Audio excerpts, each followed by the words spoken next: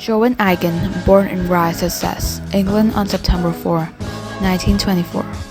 Her father was the American prize-winning poet Conrad Aiken, and her mother was Canadian-born Jessie MacDonald, a master graduate from Radcliffe College, Cambridge, Massachusetts. She has two siblings, Jane and John. After her parents split ways, Aiken was taught at home by her mother and read hundreds of books.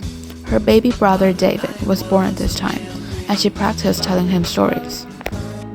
At 12 years old, she was sent to Wychwood School for Girls in North Oxford. World War II happened, and the school was shut down. In 1941, Joan was very ill. She failed entering college and went to work for BBC. One story of her was accepted by them.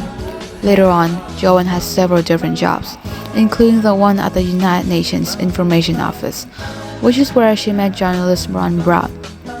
She married the man. The pair moved out to the countryside, but still traveled into London by train every day to work. Joan gave birth to her son, John Sebastian, and gave up her job. Joan now concentrated on writing stories at home. Story collections of Joan started to get accepted by publishers. She met illustrator Pat Marriott, who drew for her stories, and they worked together for over 30 years. Ron Brown lost his job due to an illness, and the family moved to Cornwall to start a guest house, keeping pigs and chickens. But Ron's health got worse, and when he passed away, Joan went to work on Argosy magazine. In addition, she started selling stories to magazines. In the 1960s, her novel, The Wolves of Willoughby Chase, which will become Joan's most famous book, is finally published. Now she's able to work from home as a full-time writer. This is the kitchen in here.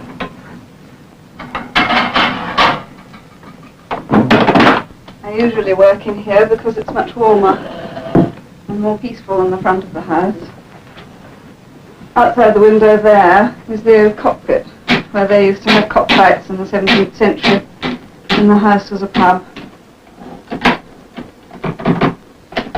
The Wolves of Willoughby Chase was the first book I wrote, which was set in the reign of good King James III. In those imaginary days, it wasn't only the wolves that were alarming, and Sylvia found out on her way to Willoughby Chase. Writing full-time, Joan produced over 2 books a year for the rest of her life.